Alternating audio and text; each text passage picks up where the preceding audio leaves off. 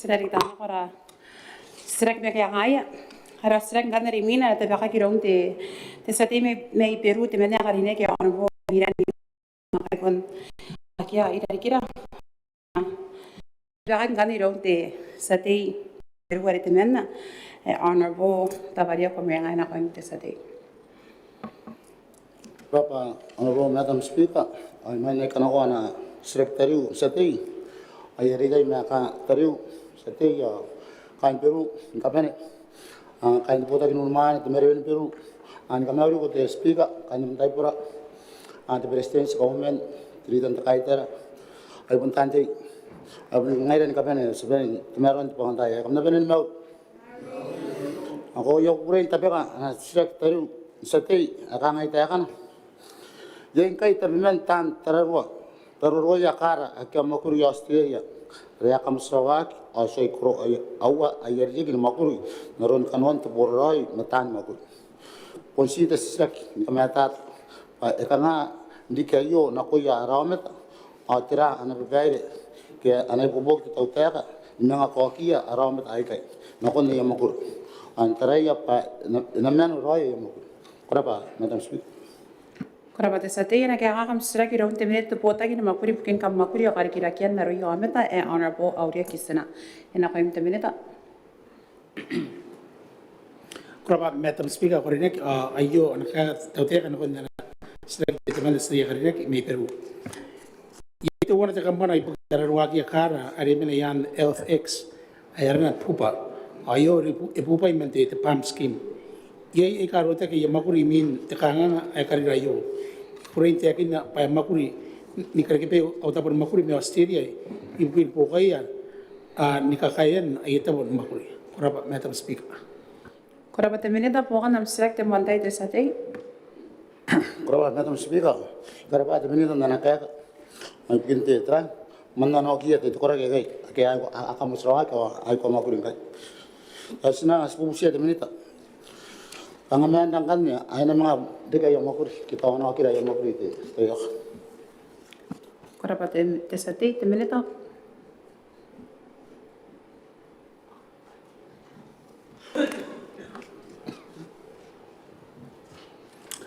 Era pati sati akhirnya bukan dari sini ke, nanti temai sari uang mewan men dari kamu Sarawaki, ayai ka, si termen dari kau kina nako kiribes, bukan dari ti nalar termen ya perpu arti ini Sarawak, kiri kita kangari ayai sekolah pekai, ayai uang dari kata kini buka kini mengaku mangga kini kon kampar tapi uang ya kita mero min interview, arano si termen kai kau, ani kita nangkan dari sekolah kaya kita pun makuri, ya Australia de orang ada ke meri kan terus bermakuri untuk weekend ayah semen dari emang angkor emang ada ke pokoknya memang kami kan kita konti di dapat tahu ya Australia korabat Madam Speaker kena ibu bukai Korabat te minute sati. Koraba Madam Speaker sekarang minute kabinet ni nak ngaya kau pura pangaya notara anjing itu korage kanga kamsawa ya mga penenda nugri yang makuri ngaya sekarang berapa nak konti minute angasi te tapos si return na iyo takanga sibangwa ki iro ito kora ke iyo ke angana kiti akamus rawa ke hari baya kay mga bubuge temit angko akamus rawa ke anong wari ke kanga agyang angana ki ito ipas taka ke reapun angana kina bet notice bukin dari anang musraw nakita na jaus ayar eso ina kanga biberong atranta okia ngayon kasi na pupusiya temit angana ya karena pun ekonomi bobok itu pada digi mengaruhi aratan mau karena tahu bukan tahu kia kita karena apa ya kang tonte mai tan bang tang kau mana ana mengaruhi itu speak rap Korabate sati te minute. era pati sati kadek bukan dari sini ke yang enak ramati tera sati kadek ati meto kain wabis ara silo sa ki Australian ner di popo ki anti terayo ki ang kanai teran kanga apun weapon ki peri ki ang kan di bukin ko ki ara pun ati meto ni popo ki orang kanai apun te apun de mo entaurai ma ko te yo ang na ko ni popo ki nda ni ko ki ang mga poki ibukin mga karika de mo ko ki ki ara pati ti Madam Speaker Korabate minute am mic. Apo kan dikam sira te sati. Madam Speaker, sekarang kita minta na era papayar. Si sekolah apa ngayar ya, kurang na yung itu apa nanti kan nanti temu usia yo, ini kira kira mga omet ay kan tani mau kuliah kan ngayar, arwata kita terakhir. Ma era pati anak para temi itu apa yang metat itu apa agak ngar kora rakan tani mau bayar, anak temi itu atira. Ayah bubuk oh ya butuh kan aku ya tani mau kuliah ya arwata kinti tapo era. Korapate Satay, temerita. Era pati sedia karinya kau sedia metuan na kapena rokoran ni pupuk bendera arata permakuri an dita ki mara arata pun nak yosire ibukin teror ngaki arokor kiba sake arota kita kan korapa Madam Speaker. Korapate temerita, kon rawag na non Satay, kaya kakita na sila, sana kon na sila karimina. Arena de Pacagina Beirão de Sati, Honorable Iran Yuta, Arena Pocket Arena May Peru, de Sati, Akarina Kinape, Honorable Tavaria Comea, and Akoim de Sati. Korapa Honorable Madam Speaker, Yokure Nuka Tarikana, Owo Secretary were Sati. And Nampana de Tebua Abu Mao on the other paper, Akana Takan. There are Roy and Perry booking Katira Kia, country relation offices. Kita ni bubuk na ko yata ni makuri ni kapeni agi Australia ye tangia na peta bimen CLO naro na reyos in newspaper in Australia area ka buok mga ilaiki na rik dire men diribo san pa tabimen adio ayeri ki na kon yon unugui ekonati minita tabina ngamata tata yo ko patira roy aron dini aki CLO at tapanin kay masih. Korapate Satay, napusiko Mike, and again I am Siraki on the minute, and the Bota in Makuri Bukin Kamakuri, Karikirakian, the Ayokonopa Yometa, Aurea Kisena, Honorable Aurea Kisena, and Hointe Mineta. Korapa Madam Speaker, ayoti anakakataute kan kon na statement that sedia karinya ki Peru. Dinia kia tayan country relation officers ibukin Australia ibusu inon paint taute kan ikribes. Korapa Madam Speaker. Korapa temerita, Foganda Mr. Satay. Korapa Speaker, kaya daw te minute kanina kinana kaya. Ako sirakte yo iri kaya mate kangate te tirong are suna komente tra te newspaper ke te are te tayari ya iraw te siro are makuri are te yare ICB ma tenu wana rikin. Ayah kanga te busi, te jadi ana yang tahu teh tahun ni kaya ri kanga, kanga kono apa ini kita unugui kaki te kanga te ada yo te kanga te makuri kanga, yang kita kawa ki bugi ara, tani makuri kaya makuri tak boleh. Korapate Satay, temerita. Ikaw era pati sedia karinya and bukan na sila kaita pati tupaya kawagi na dineki ti CLOs. Ada pun itu kontrak, ini kontrak sana ya, itu pada banyak kawagi. Anak kona makuri an kona pai ini kona karawa ya makuri. Ayo mungkin ini kira-kira meterani, ini kau tahu apa? Apa nak yang mau yang nerasua, ibu mungkin terah ini an kampakuri ki. Singkana apa tipe itu an merung an kona karawa tapi tan makuri. Korapa Madam Speaker. Korapate Mineta, Foganda Mr. Satay. Korapa Madam Speaker, sekarang hari kita minta nganakat, kau Era pasal pendapat ni apa terah? Kau kau kena bahan itu apa tangga itu tang ikai kanga kaya kira karena isu itu sebelum kau ya. Era pada sebelum kau apa terah? Kau kena bahan engai kita arun diri kan kau bayar aku napa yo merung mungkin terah kebahagiaan kau kan itu nanti sedangkan itu sekarang kau kena bayar di South Australia atau Western Australia aku yang kaya siaro. Sinabu usia tu minta apa yang kaya yang ni kareka siaro minta apa gay ya. Korapate Satay, temerita. Kau era pak te sedia karinya bukan na sila ka saya yo mo ayai te men na CLOs ke ai ka semakru maya ke ya pa ya ki koreta mais pa are pa de pere ko ni mane ke me de manangan de minta anak ko ke the former minister the Australia manangan dari angko na nang tawro inda sana yung contract ni ban CLOs ke Men det är det ko i Australia. Si women na ikache na pon kira na hagi. Ang kana mga busi ni silo sa women pa tawag no ri po kaya sa ni makarega kitermen. Temen na ri kira na itermen ki. Atan de tayo mo ta suppose ko mo ndamay sa iyo. Ay to kayo ko tayo Australia. Naron te prepare yo ke ari termen mo. Me ore pare. Ya mo pati de busi tayo ka ari pa sa mga tare men rapis patra sekarang ibu pukai mungkin ada kendaraan silos men tapo kai ke makanga tayo mo so ro tang tang ro ibu ki kai tapo ke mana we te tera te sadia kare ke me ore pas sa kai tera ya ke kana ro pa pondora ki ne para re ka koro ki mai sa ni men ke mungkin tapo ke ada kai te nan silos kora pa metam speaker kora pa te minita sate Prova Madam Speaker ska tayo de minute ko era pa kaya ye makulian na yo te dra kagoron tenan siro ada kantani ngapa ngana ko te mai sa yo na tama ro ri karun tra tupan ya kanya ya ro te kaberen de bukan disrek te speaker ke traro ya ron te nya ya te tenan siro emra ron te terepa kita te kabine traro ka kabar ya era kora pa te sate te minita era pati sadia kan kin po na sa ka ti tinagin ti silo ime isu na benta ta ki arona de no ministry na in ti bukin ta ki era pa kora pa madam speaker kora pa te minita e bon bene bukan te sesra ki ansa na kondara sra karimina arena ta baka ki raun te sate me ni kuna te mena karine ki honorable tawane meria ena ko te sate Kurapa Honorable Madam Deputy Speaker.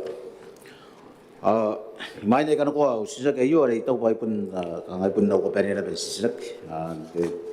de Boowi yo. Eng cakan nanga panaran kai tau ni kai kati ki roi ya. Ara ki kan de ke nang yo ni ko ye ka tapok. De tai yo kati ki roi ya kai na rapo makoro ke aro. Ni ka kyoi ka tabu te tai ye.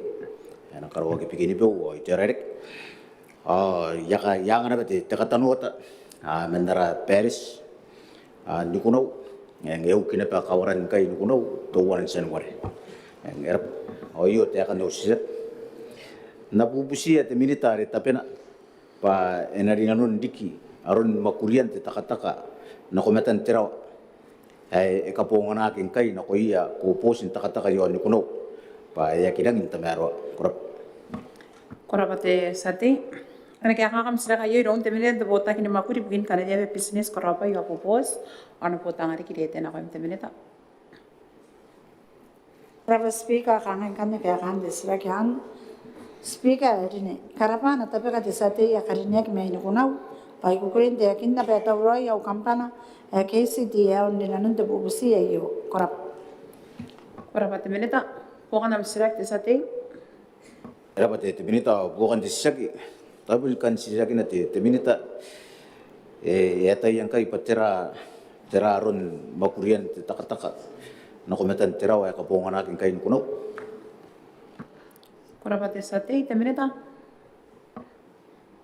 kangaya itu tanah takin na narin dari abang sen meru wakin na ko utera te sate ya kaninya kaya inang karapan ke kurang ndang ko ngoy rin ta kangay na mekin na pa aki nang to pa kiro ye yo kanga pen ki na ke ya kana pen min de dai meru ro ye manga ye sana benda de ta ke me kana aurau KCDL ai swangya bana wa ko na ben de ta ke me kan ayara ya corporate agents ke corporate inspectors bana ka ya ngan to pa kin ja kin kanga ngare are ngai re me na ye ni kunan ta ye makana sak ngai ye na nan te sate ya karinya ay ita berarti kita ngapus maya kan mana kora pa te minute te sate era pati minita poni ngai ro yeri ka ngai ponsen ro ro kin na no ko ya kora pa kai ko san dita kin ko ya korak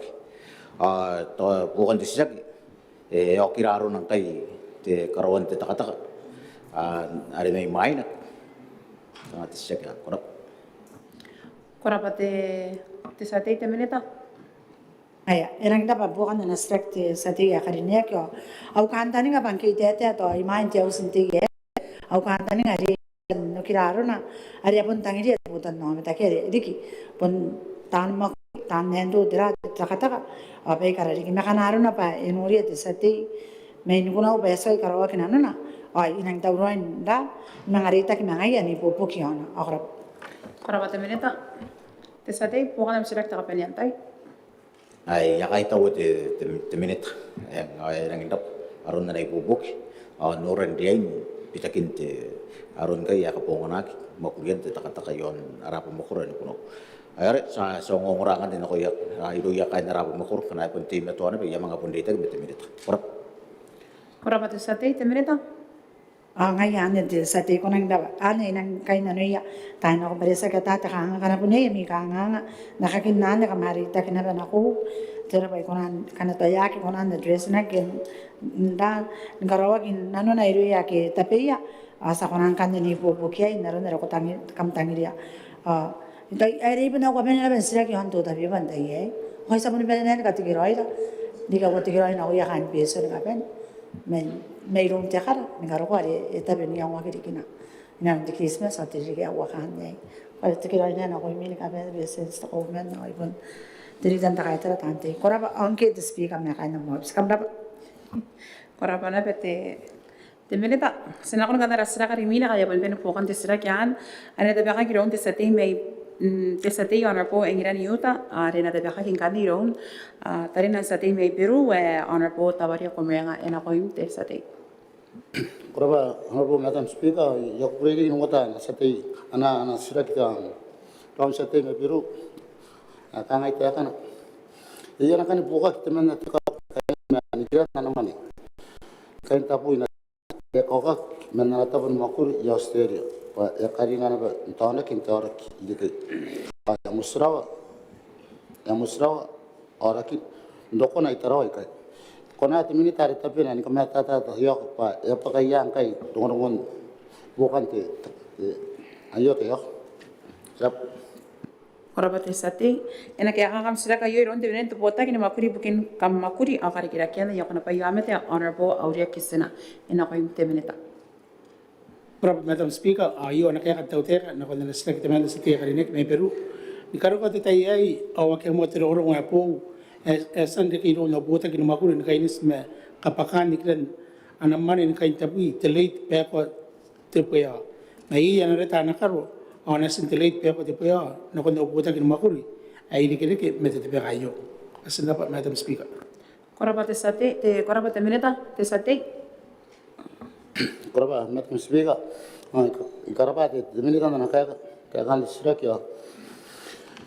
Sna usia te treba. Yare ba sa sabusa te mini tari tapi na ngana yara ya ibu kya ne yo kare kangai share. Yang kanga te tosua yo kanga usi bo kai bukin tira kaya mane te kana ye. Kana na ba ya confirm na te mini tapa punya ya na mane te tosua na te ki rona kya te. Korabate sate te mineta. Dapat sa tiya karinek bukan na nasalagin tayo ay ikurin kosa na kon sa tiya karinek pa ana claim te sama Korea ayo esan do no paint kampana at super fun company ari tebe mate tra kanga te tran manin musrawaki me nikaro tayo enga ki ri muyaki soi do te tra te kaya na ko ilan tayo korap Madam Speaker. Korabate mineta te sate pukan am sirak.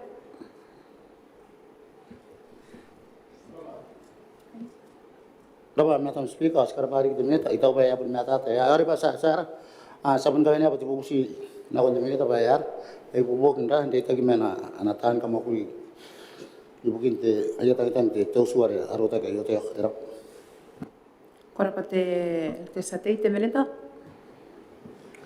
Era pati sa tiya karinek kasi ina karon sa team nato ni bobo tra ni bobo ti kayo na sa makuri arota tayo me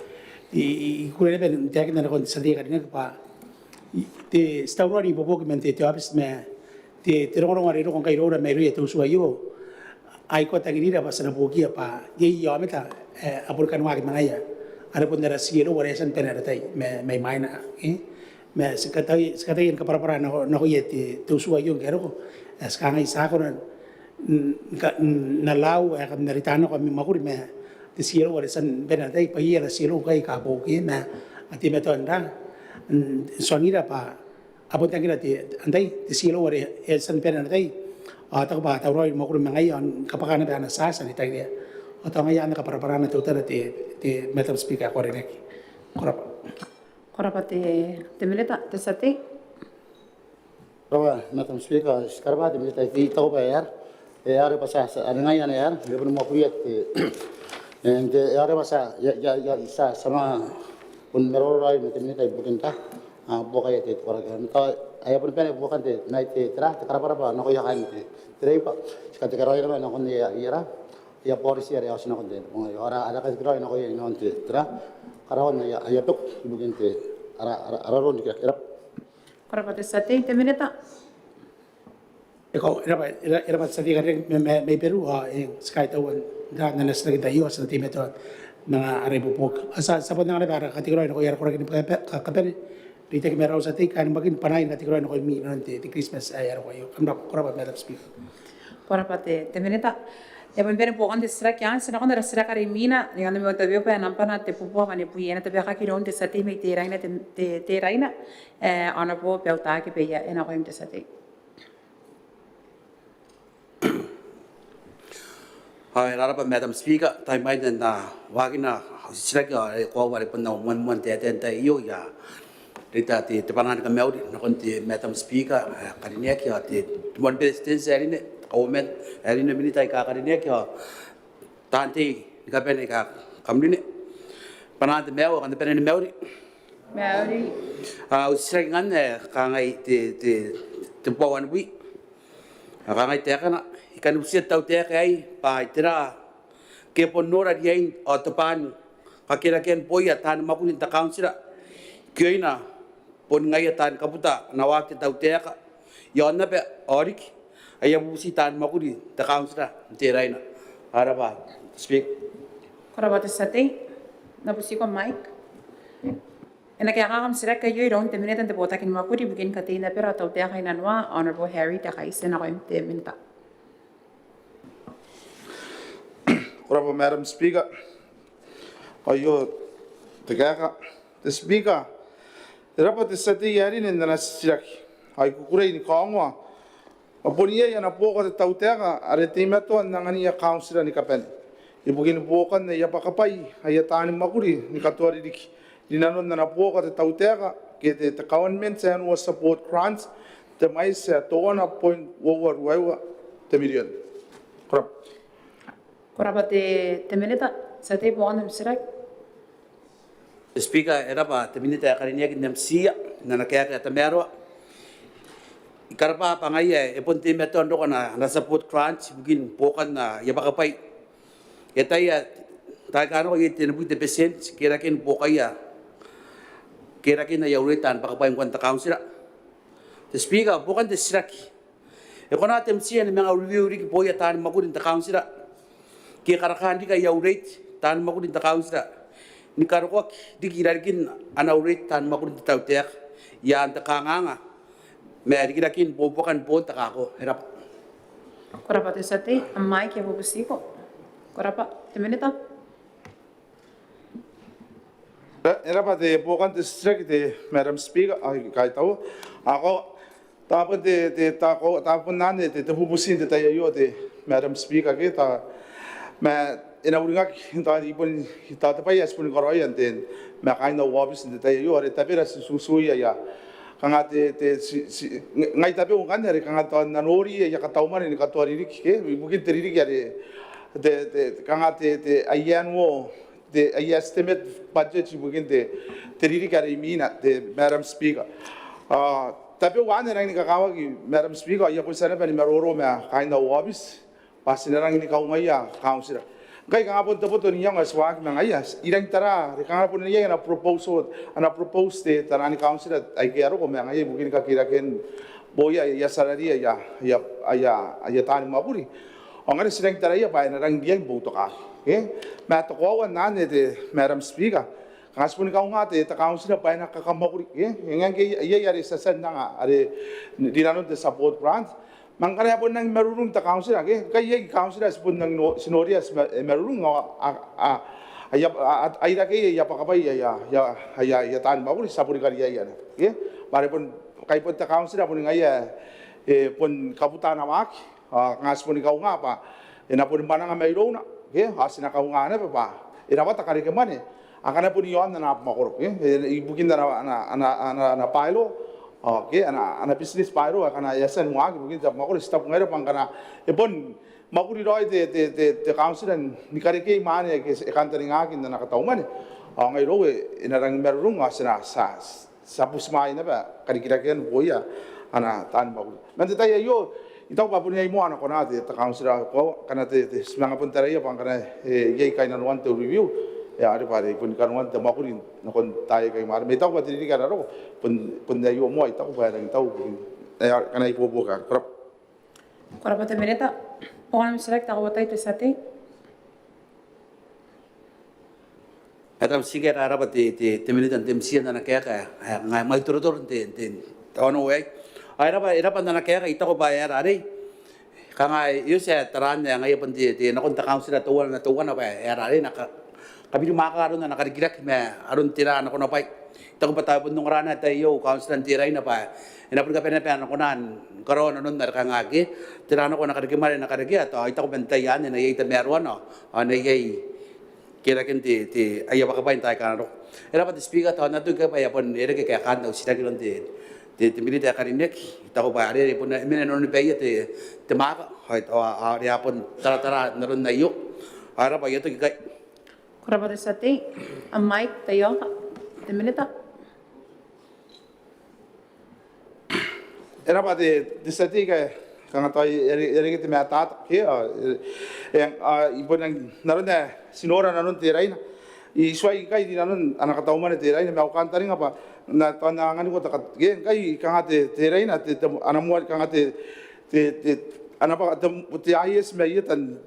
tanapa kapay ilo yan tan mauri pun tebubua wani may suwa tawayo to ti assistant clerk hero kon tebubua wani may suwa awari bi mene may taw bayo ananet mi de deduction taw ba ye yana yang kan ni kan mga kapilita kan ako no buo no wi kang isonga king kay kang taw na kira kirik kang taw ye ya kang taw te amakuri yon skera ya mga kito hangkan yari naro nangkai bangkan haro apa kauman yang kausira pa pun konan kai tarayo pa yang ina kausira ya kang yaman de bank kang asira kita taraan no starana pa pun kaubain ang ngai na ba yoro to ko pun na yung te tauta kai ira ki boya tan makuri sinakaro ko yana para kausira mangkan ya pun merurung ta kausira sai konan to ko sabon karo konan pa nare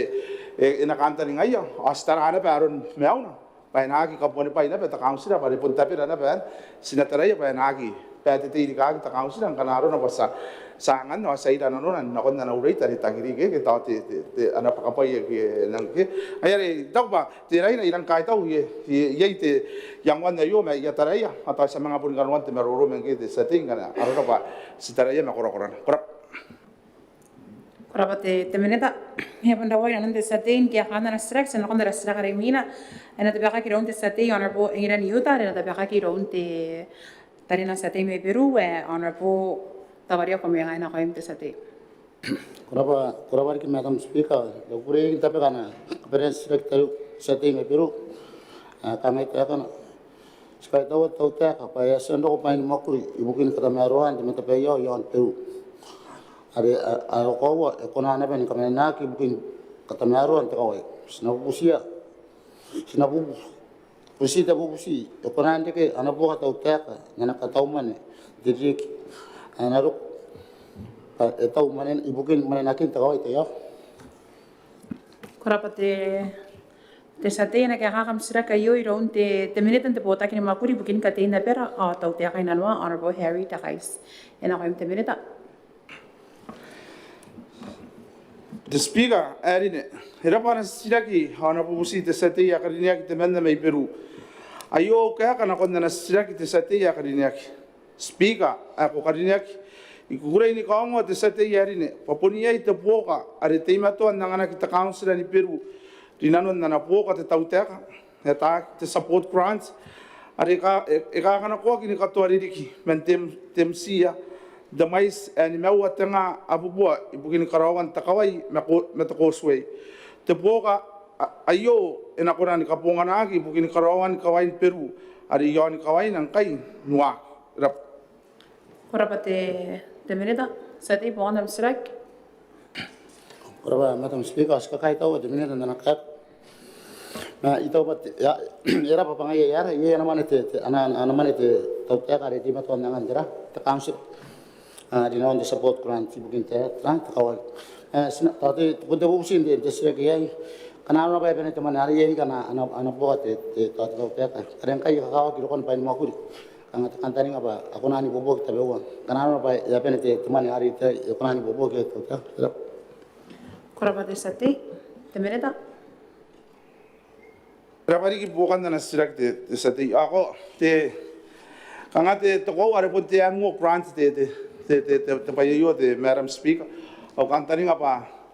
te riri ke yo hari ni mau tapun tanga ni mau abuan kana yaki ka menan to ni kapua kanga ta kantani ngapa kana yaki ka puyo ameta ye te Madam Speaker e ko nang kanin kapua na pa ke ta bukin kai taran ta ni ana operation te ra te pain makuria ke yon apena te sate ke ya respon ka nga pangana ya ki kangania ta ameta pa na karo ta makuri mereng kai itaku ba kantani ka Peru ye ta spanang kon dari ya sendek itaku ngana kan te ka toman ya pun kona na ba he ka nga ka na kona ka buo pain makuri kai ke ko ite ya bosa di nanu na ka toman Peru ibon nano kawa kinte akin na pa agi ka pungaran tiri ga anak ke bugin kawai ngayari ta ko ay poisan maroro na makain no wabis kanta anan rang dia interayo kay ipon committed the support grant ma ipon ro ko bugin takawai ina pon dia karawa ki bugin takawai akeri ki mga karawa na ri ki towa na ira rikin ari apoisan bayre ya tauta ayari ta itara tiri ke anak abon na kaya nakakamaguri ta council ni Peru bugin kameran taman yan yaki utilize te may area pare ngai sa ko nang kanin mga pun kameran ayo bugin pan ana pa ni maguri kana aro ko na rap Korapate temeneta sati pokon dikam sirak takawatay. Babate Madam Speaker sekarang te tra te minute na ka siaran wari ya ba sa sama kuri mate di bobo ke mate ara council yon tra ka ka te no kon pa mo kuri ka ya ka ko ta te tra te minute ayo inda gamen na kilo no kon na kantringa te to bukin na no no te uso ku kuri ta ina bate te transmission na ke ngero Peru ade uapo mina ke te pongina mina wa kina ngai bukin na miro no ya mo kuri kai tra kawain te Peru iponi bisa na council ngai are sina karawana non te tra te minute ba ina na te kemana are timato nangan te council ena kamene na kilo ya kana na ba ye te ya kitau are basa na pun musa pati musi na te minute tra Korapate te sati temeneta. are pun te tawagi apo ke apo sparu ko pain makuri hau kantani nga pa na taw ayo mang kana taw ya kitau are ang are pun ye kawain sa mga pun kira-kira pe pa na konte ke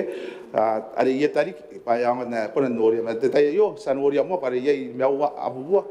au kantani nga pa ako nan kapua pan kai tarate te makuri na ya pain makuri are ya ro ko ya pa ya ka nga te taw te tarik ta pa ya rita ki ma ana kira ka pa makuri yo ana era Korapate meneta sati kaperen pokon dalam sirak. Proba Madam Speaker ipun na ke te ipun te tumanan ka kaito no kon te minute ya are ba sa sama kuri te minute ibugin te kada maruan te kada busi yon ko ya kasi ngayan te speaker irar Korapate sati temeneta.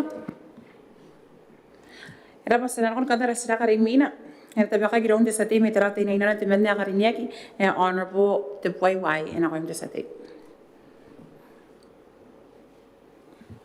Proba sabay yo imay na ikano ko sirak yo punta katigiroi na kon na puta ki umanin tarawati na inan pung kain ti KPC na ni kai awayo karekian tiroiri yon na para tarawati na inan pay na kinak tirapatan uman era pati meya na council ang ayay kakyo era pa ikaw yaroi au sisirak inta pakantaya era pati uyang Sabai o yo ngani au sisiraki ana tabekia ana siraki tarawati nei nanu. Nalakawa no Boowi te Maneaba nakas wapi melemewa. O yeroria pa te banani ko yori. Pa ni kaini si matitua wapi melemewa te rokionoa. Te tuani kese si no Boowi te Maneaba ai. O te bubusi na no ngakeri tabekia. Ina ngana ki te kometi ayunis. Pa ina rina noa te rate. Pa ina kinkain te mere anu wani kipa. Narakawa e pondiki. Pa e pondisi. Ke irie ke takina. Sebe baile, e pusia ki te tau teka. Tekina na konte Maneaba ai, patera te paronga, ni katian te komiti, ibukin te bubusi, na no ngaki ai, te yoga. Korapa te sati. Ena ke hakam siraka yero unte benet de pota kini mapuri bukin no tapanin ape akari kira kian te ununi ke ona po to kai pure rape wa ena ko inte meta. Koraba te beri Madam Speaker. Mungkin kaya kan sila di mana nang kali niak mente bentopa. O iyo na pa na kaya kada tau te kan topa. Nakon anas sirak. Yukurin te akin na nakon te sati ya kali niak. Papunia inkai yaron te peperonga. Yon tayan rates yan te sua eti metu angkai an kapunganaki. Korapa te beri Madam Speaker. Korapa te meneta poka nam sirak te mantai te sati. Korapa sabai, puisi tu wana bukan au sisiraki. Ai mai nei kanako. Apun na nakakai tau tarawati nei nanu. Nakon na nakayaka te berisi sa rangini siaki. Ai rangini matata. Ai pun ko bare pun tiseto panapa. Te mene tayo pa eboni kinake ron na to si te bubusin kanya mangori ba e kona nang intara tarawati no yeki kamuini tai to makini ke to bitai tari ke to yeri na pun tarawati no e pun to pana pa e tiro ko me yani karawato me no ke me bisi ya ria te yo kana pe ya na no nga yu te mini tangara karo ya taro ya kaskona ko te mini ta pa anak rawa ya baru ayah pia mamanna no ayu kurapa to speak awakia bukan Korapa te sati te meneta. Era pa te sati ya nang kali niak. Al te sati men te bentopa ke tinainan bukan na sirak. Ibukin anak kaya ka te ministry ke te tau te kan ni kere ke me bukan na sirak. Ai toko pa ye ita kata mero ani ekoroi ar korach naron yesen ni kaya ka yesiragi na ke me maina ni ka ines me kata meroan the rates yon teris are the system mo angai kita kai bele akasito ngai akasita buok aron kai bele yon analis tau teka na ka kinana ko te komeso at the rest enso ora pa te peri Madam Speaker ay mga puni ora met sa dia kalinek inanon bogira kai akora pa. Korapa te meneta. Haya pun rawa kina nanti sati ya kari niaki nanti ahana na sisirak sana kona rasa kari mina ena te baka kira unte sati me tira ini kari niaki ana bo pelta ke pe ya ena ko te sati. Era pa Madam Speaker, au stagi te nampana te bawar metawana. Akanga te akana. Ya pun te baka te panani bubusi na kon te binita kari niaki. Ada tapi na manen te popo sagi te popo pe amura te akana te popo. Pati yo kora kay nanon titira ay luya tan popo pa so mendek ayamane. Are pun na yaus kati te men ay sa bubusi pa tira to pa nay men na mitira. Korapa te sati na busi ko Mike. Ya no tse tirana rita kairuan nam te akan nam sisrak ene ke aham sisrak ayo iron te benen te bota kin makuri bukin ka teina pera tau te akan noa honorable Harry te kai sena ko te mineta.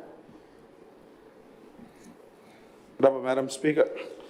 The Speaker rapa te sate na sisrak ay kukurin te akin na bayasan nako pon makurin popo ano no pa inta kanimya pong wapi matoan an noempa. Wanga wapi teriri kiayo tamais tenepi merua watanga ruapuwa tenepi manoa a tenepi menemewa te size yo ante ti tapiriu namba ayake aua isua Agia, kurap. Kuraba te minita pokan nam sisrak te mantai te sate. Madam Speaker, araba te minita hari ne. Na kaya ka monte tamero ida ko payo te speaker. Puno karon daw tapi kan tay ka anak. Ay tapi tayo pun sen mga pilot so te minita ay pa pa ari. Ya confirm me yasan confirm me au kansira ay yasan de kinon be te man ayo. Ay to pa pun no ka kain na wa makuro ay to pa pun pen kain puri pa. Happen ende ke pon na yaw sa yasan kat asan dige pon na yaw te me ari men non be. Me bukan te select the speaker. Kalau pun lagi orang tu kita bawa te maintenance ke, ay tera ke mo man pa yari kite.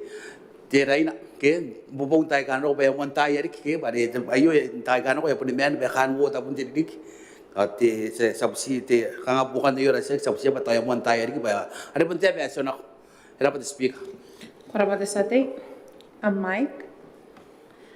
Te minita. Era pa te Madam Speaker. Ayang irang ikakowa te sa te yai ke. Ako pun pen na nan kangan bugia na putan na tan na kian takainan wayo. Ako irang ni mai sana tay pun meri apa ngapun rowa ke irang kakowan pun nang tapi bugia na putan na me ko te tapos man karaw te atay na si kapara-para utara irang kukure na pa idon te iluya kan na makoro te satay pa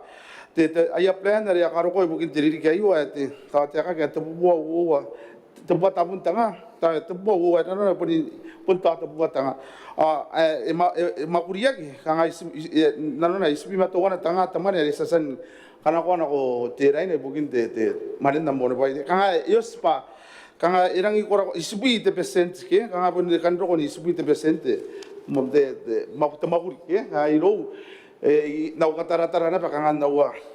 assessment kanga pun tauna pa ika ko wa pa pun mo ngaro kai tan maguri te rai na ke kanga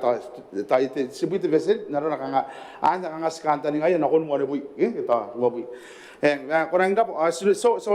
kanga te silang mo ba te rai ke orang ke pun na ko ine ke taman ya sabut ke ai tau ba posita po na kon man ni kapan te chare ite akin na ben na ko ya tante ke ai tau ba age ta kanga yai te yaw ni kata mero ayo kan kan wan tamaguri bukit ri ke apo ke herap Kuraba te minita te sate. Aya pun rawa kira te sate in kaya kana na sisrak. Senang na sisrak Yeremia te baka kira te sate me no ste menna karinia kaya honor po Yeremia tapa yin ako yung te sate. Deputy Speaker ko pasinna pa ayo sirak. Kaya denmi tatapen na atak ba ito kisinakin temporary pa na tuwa kimo insinia ngani sina tuan an greba donap ayono wangkai jirik ai tuwa imen kona an kiba mai terawana me Christmas are bonjoin kadken kan sirak pa manadi kia se tanina ima kona an kiba Christmas anuk no tara arabun oin kapona de monte Kuraba te sate. Ena kaya ngakam sila kayo iro te minita po taki ni makuri bukin dongorong ito men namana honor po Alexander tiapa ina kayo te minita. Kuraba Madam Deputy Speaker, ayo kaya kan seksetiya kan nek menos. Sanroy anensin aramon wan ki pe atau wongan takawa are yon kawaina nsa katakina. Asa kono ni kari ketega ibukin tetai are nakibe ye ina ko Christmas to ani kibe etiembre. Ngen nan ati metuan ye tetai ai kalen ibukin tegibe ko Christmas. Korop satai. Kuraba te minita te sate po kana sila te mantai. Israel usiri kiti al speaker pada pun mante hiyo askan te pada akan kata tu wa kon bundang ni dang kai pada nya ye na kona set wan ki pada yo ani ki pada yo Kuraba te sate. Amma ke busti ko te sate. Amma te sate. Kuraba te minita. Era mo bukan sekretary ako dito ibun kan katira te setiya kan nek sekretary bare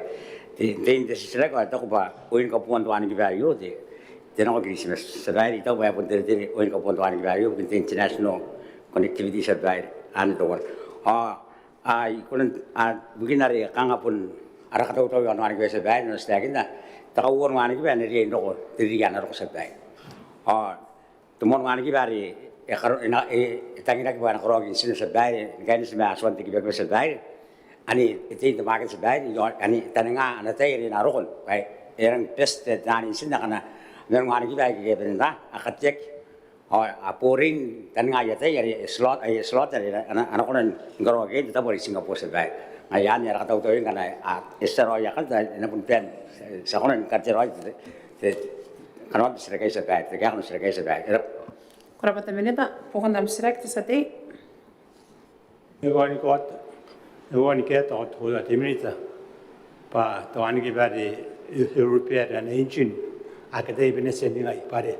pa tuan kita ni kau ni kan karo, kau wan kita tekin, ada tekin, ane aku nak mendukung diri kita orang kita, ane karo kau ya di angkuh orang bisnes. Ano, eso taranda yok. Kurang tersati, orang Mike apa pusiko. Temenita. Terbaik. Di sini kena kalau terbaik. Kata lain, kaya yang Western ani sini kena hasil kata yang kapan. Pasti akan tengok tamu tengah terbaik ani sini jangan ada. Di sini mana kita ngai Steve tuan kata dengar anak teng arawan kita terbaik. Naruh dia senang betul anak kau apa? Karena asal mereka ikan ikan kerot tu mana bisa ane ini sekolah ni bersih baik. Ya itu apa? Ya nalar setakin dah. Ye berbalik kali ni kau Christmas baik. Kau tuan kita bersih ada tempoh dan kau baik. Ane pun berbalik ni baik. Hai sebaik ini orang sendiri.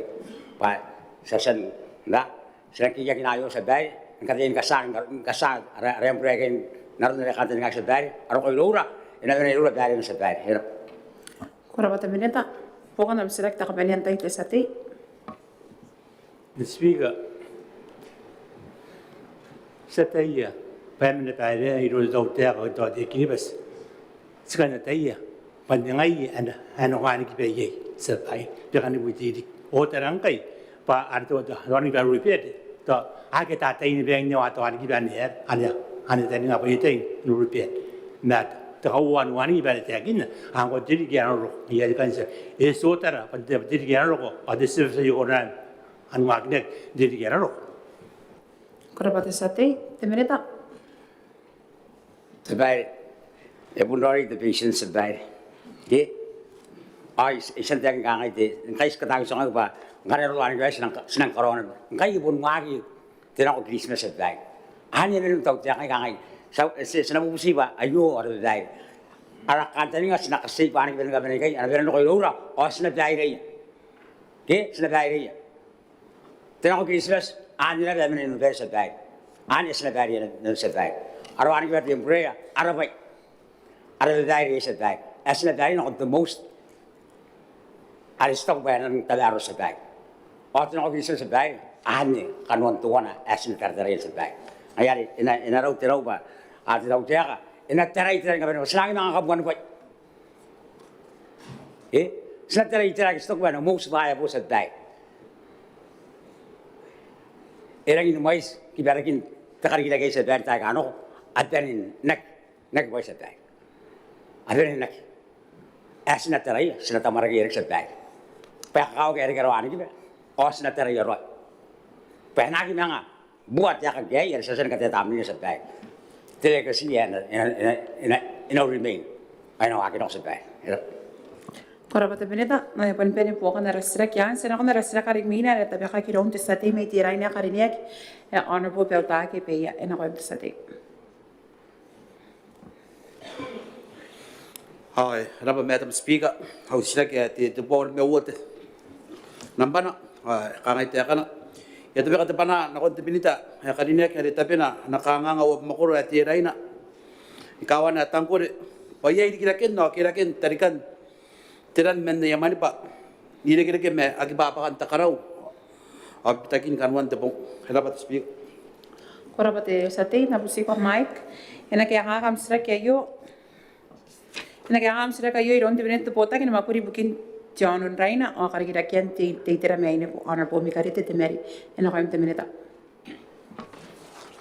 Quite a terrible, quite a homeware, Deputy Speaker, or you can and a select city to Manaka May, upon at the Reina. Tis a Baria Corine. E taura ia upota ki makuri, nako. E taura ia upota ki makuri, nako ni karoa te kamete pai. Ion te kanganga, e rikirakin te tarika, te kao e tankore i te reina. Men te kamete pai ane, ai nakona ani angwaki, ka kaya nangan topan te kanganga. Ko ai tau, speaker. Ora te minita, pokona msirak te mantai te sate. Madam Speaker, ikarapa na kaya te minita, karinig mentionan menu, kaya nakipera nakangangat, tukana ukawa at tangkore. Bukan te sirak te Speaker, nakon ningay te tay, nakoroa iya nakamete pay, kaya na sim, hirap. Ora te sate, amai kia bubustigo. Te minita.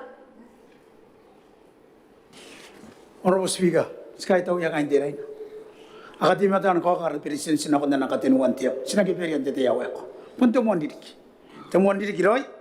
Sa buke na ba na buka na kanganga diray na punto tibyo ton boto ka to pan kiripes party. Era mananga na sim arasim ndiriki na ko. Men the water and sanitation karawan te survey naron aniteknaki. The possible option. Ngana ye temam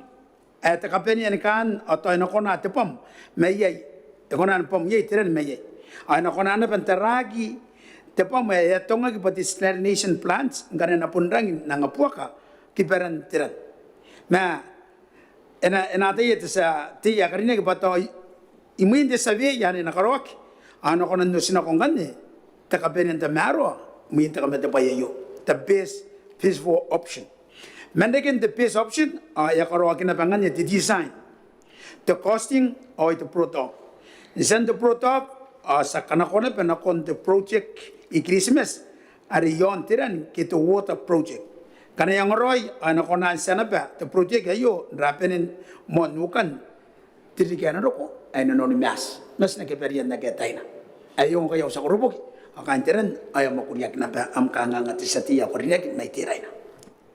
Ora te minita, te sate pokona msirak takawatay. Madam Speaker, arapat te minita karinek ya, taku ba men panana kay taku ba na panaro hindi taku no iyo taku ba ya ari akure kay na wab makuron nungo pa ngaye inonon mesa na kipera kayo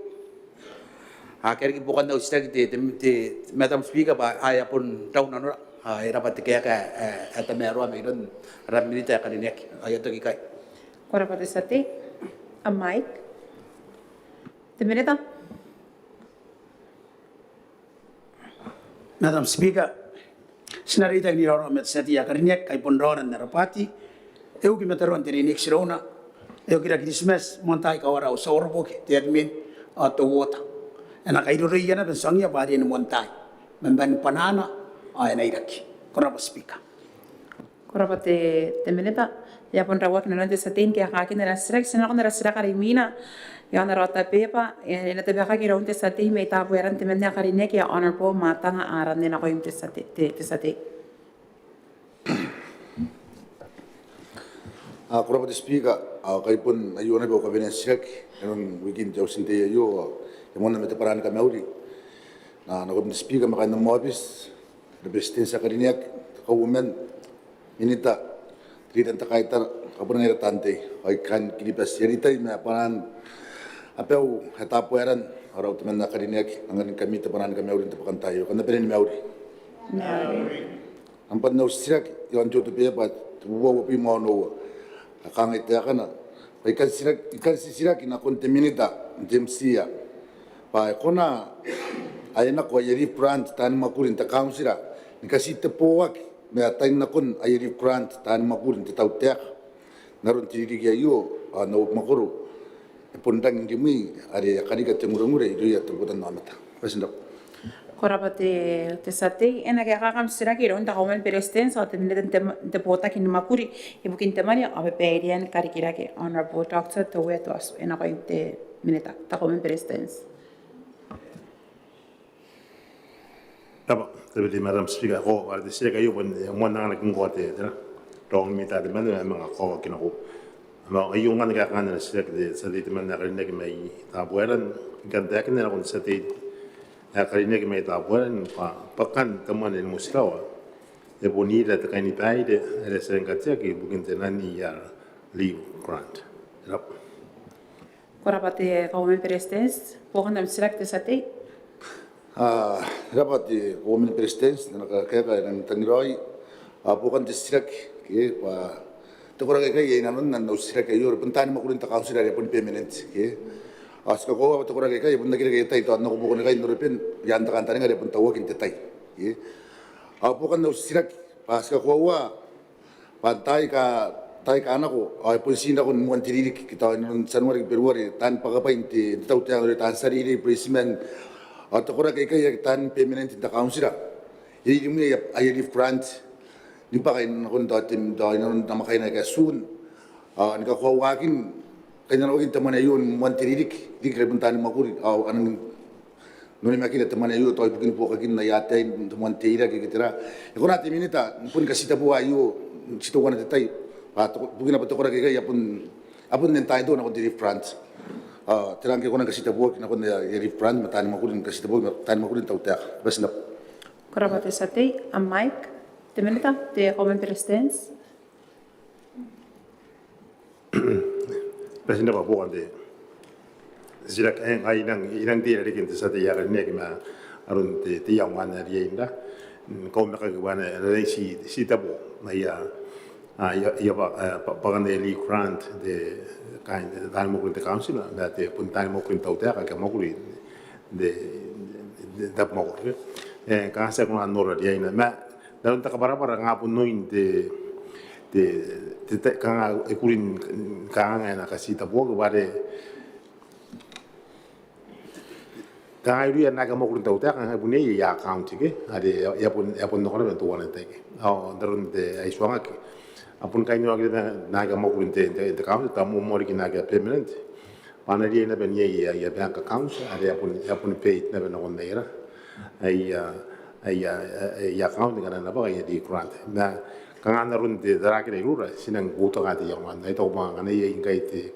angari ngada maro ata right ta sa de no ren de de ga bu yo ka ga yang na to ba ye ba de bo ka nang kaina log na kin ka ko na ya bank account te wa ko ne be submission me gon te tera te council ba te bedai ka ku ri kin ni bita ki ka kain ka no na kain ta uda a pues kuna ka ro na te council nga ne ku ri kin da ye te ka te bedai na ye ga ma ke ka ma ka te re ke me ya re ka u te ba ta ri ke ba na bu ki ran ka ro ran te ya ma le sina ka te ka pa kan si te wo te na me te kain na ga mo ku te ta uda kana agin ba ka yobun kana the list that over the council ya monta ino ya to confirm that na pun gambe to na ka tipitak pun tan mo gure ka to permanent pun ngai iri nei ta wale te tera ari na pun ye ya account ya roi no kon ka ya suante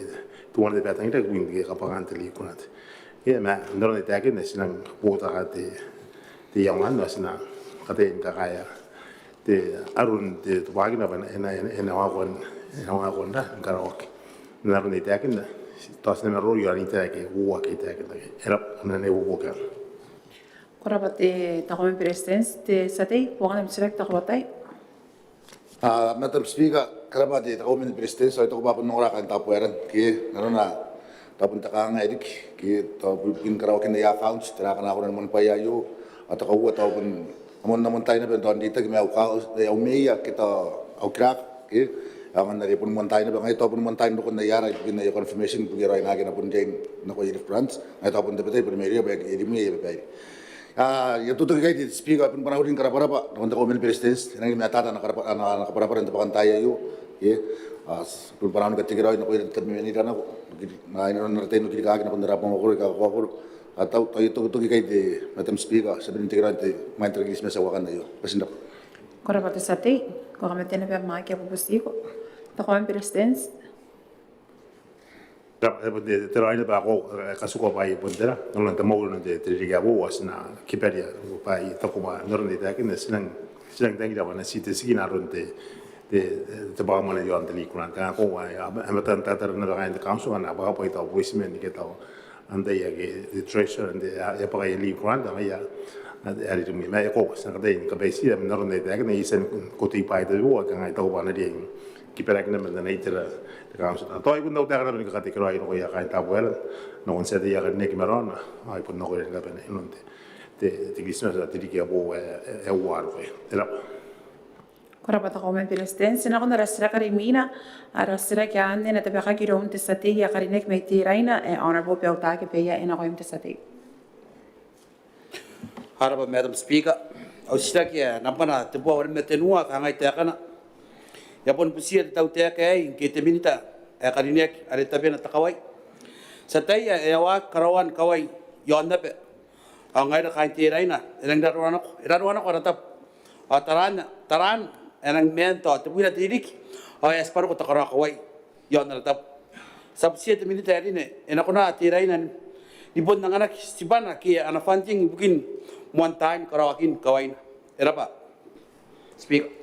Korapata sate na kaya kakam sira kirom te bredin te pota ki makuri bukin jonon raina o kare kita kian te itira menu ko honorable mi karite te meri ina koim te minita. Timeto nangan ko honorable speaker ko ita terga ko ita ko miawe enda meron te pakantai yo. Ayo kaya kan ana siragi sate ya timeto ma metenano ibukin na penete raina. Se speaker apurine unkana enano na kinde sisira ke yo te karo kawai are te korta ke te kawai emeto ante pe pai de mo unkai menna upota gini maguri e kangai ndiri ke na ko a kawai te raina mata bueran anaki perak a ni karawak mo ana karawak mo men tiriburu naro na sapun ta tani ye ngana asa kawai te raina mata bueran e tiriburu a stang sipa karawang kanne nkasinia ma ana pepaire te tauteka pasina kanga ni karo te kawai te meto te man ki to korta ki to dismiss korapa Madam Speaker Korapa te minita te sate pukan na sirak. Madam Speaker ako rin karapa te minita karinek mention main bugin na ana beire bugin karawagin kawain te raina ari na tagidat yai to tirigi apo the speaker tuan anak ang tirai nang kai ada pun nak kena pen arip ada pun nak te pe kena men ikan busi at minita pa ko na kawan tirai na ina karawak na iron to the fita road ron to peso pa hiri karon karawak na waron na ripe para ta pun ni urwa kawan na mang kayunek the speaker po kan distract ko na karawak kawan tirai na kanga the fita road na ron ana pa hiri ina pa sidik karawana na kon torta dapat speak Korapata sate a mic te minita. Serang karawai kan te raina dirian ye sate ya ni smart a proactive nora tamaro ne kawai pa yes to korta e kanga karon to korta ke kana no te na ko te raina karawai to korta punto maguri anang kanga ngayon te kanga kono ron bang uripia pun mon te kanga na ko mi kan te raina Sumusuma ya tiang mana pa pun gudi kena kau te taru di minta ayu arang kai kanga kawen puki kanga senang korai pati semens ke kanga sek to korota kana urak ma koran kapupu ati semens ma mitan mga uripea hasta urai nan meta enang kau pas nang kapura pura pa ita peua narian te kantaning ada konangan na kipon na mane mokuri yon te kawai ngana sinatara tin au mon ka ka ai karautea kan te akina nteta yo mo ke mo pokan Ake mo iboko na plan ki ana kataunari te tautea ka ana kona nangana ki kaunsira te kataumane pa aunga nipon karawa o in kawaya e permanent te kawawa honorable speaker nero nesen te akinna te honorable minister te mise pon karawan kawai nonna pa neron buteteri e piri era kayon tinubuita punte million te kampana na pa ni karawa kawai sagi me yon kiripes paro ko tan karawa kawai me sinan Yari kita bane Madam Speaker, karawan te kawai to korota ki semens ina matoto pun sek te makuri pepe te karawan. Apun kayo no ki insinia ay ka pepa awa matai. Anaron kaya attack against insinia ay ka kan kiribes ay ka pepa yon to karo kawai. To korota ki semens ki arita mangkana yai to si te man. Ayari misina ba naron na ba misina ay ka na kayo no ki e konana ba ki konana ba as na si katawak ibugin to na te magor ena mata na bande ba ena puro roi di kingana akarikia kinapa tenani misin karo kawai gorota kin karo kawai ndo wana te sit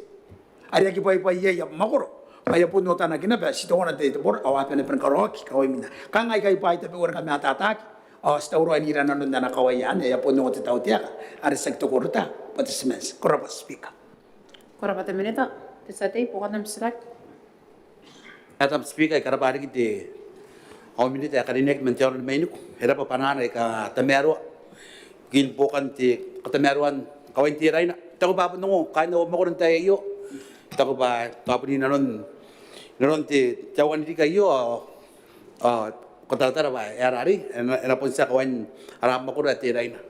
ara pa kiti speaker era pa ti minute akarinek ayo to gigay Koraba te satay. A mic tayo. Te minita. Kuasa tariga kuasa kami speaker. Inang kay tao non ti sedi de na metiray. Paina pero no ya kami metai. Ke akaro ana karo ki mo kawain kidipes ayaw wa mo tiap. Ke are angko putari abe mama tabtu ya onu kuno. Angko ane temon face. Asarangan te karo ko yo pata ena tiki da wor tirik. Ay nang no buyana ba ninga yana karo ki kawain arab mo ko ki ape ka ta puer metiray. Na miroro ko arte wa bank ya karapan to wa bank ban karo ta kawai ta maro at korta yon Christmas. Yari na no buya to wa ke mari ta so ri na kon ta kataratar. Asira ona bangai dan biri mo par pun ye te ba pai yari ye face one apa kan. Ya koro ba seti metiran koro ba taru ko smart. Mo minan nan jaus Maungatabu. Nori at cabinet. Aure ke wina ba kai ta na ta pon inaya ni bubusi yamu yama. Ai ta pa ta anta ya tai the second face. Aure ke ba area mo me aure ke the second face kana yai ai ekona din na kong kan yai mo kawan para ko manta bigya ye sakay yan na tere ta ta pa nan tena para wori ke tami era ba ito gi kai Madam Speaker mero tigro Koraba te minita. Satay. Ya pandang rawa kina non te satay may te raina. Sunal kon kanda rasra karimina ya tabi ka kiron te satay may peso te menda karinya ke Honorable Dr. Sintay Sintiang ena ko te satay. Brava, Honorable Madam Deputy Speaker, rari ba ya bilateral beta ko president ya buta usira kayo daron dari isen rai mema. Era. Ya puta na sira que te satay may peso karinya ki sunal kon kanda rasra karimina ay na tabi ka kiron te satay may te raina. Honorable Beltaki pe ya ena ko te satay.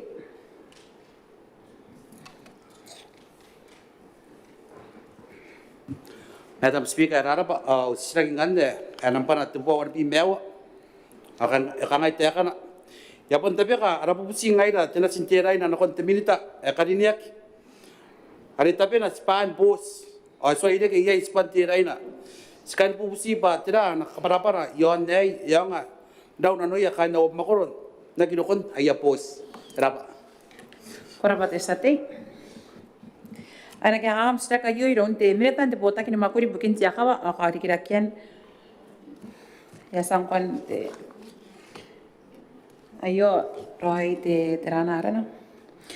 te minita te bota kini makuri bukin tia kawa akau pain nara merawa honorable di panatake siwau ena ko te minita Koraba Deputy Madam Speaker te rayo te ana ka to te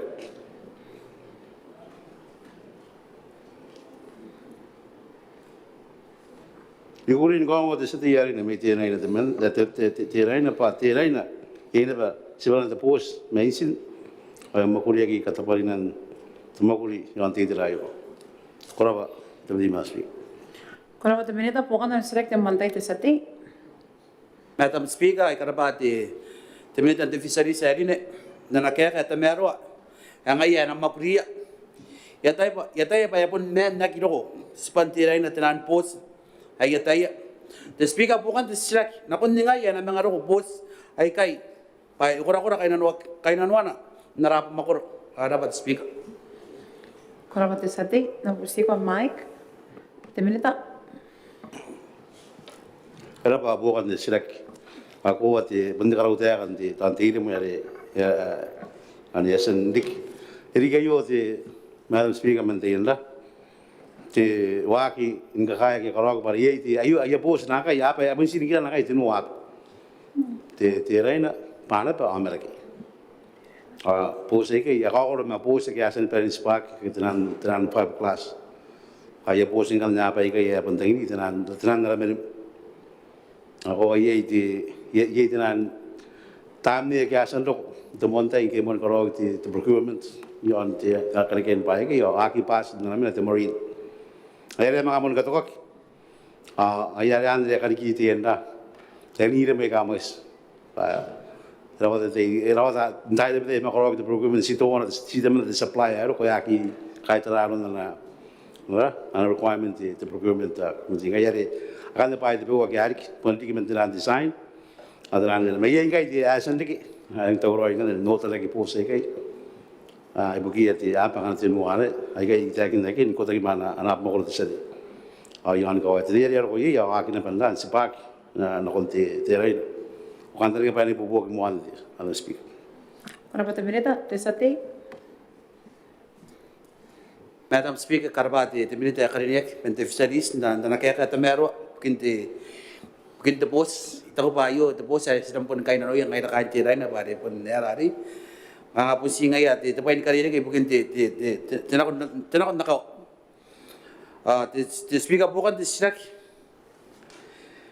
sikan na tayo roy pa saan kura na ni ngay nga ano lagi pa sikan no ba tira na pele te minute akarinek na kung ngay roy nakataratara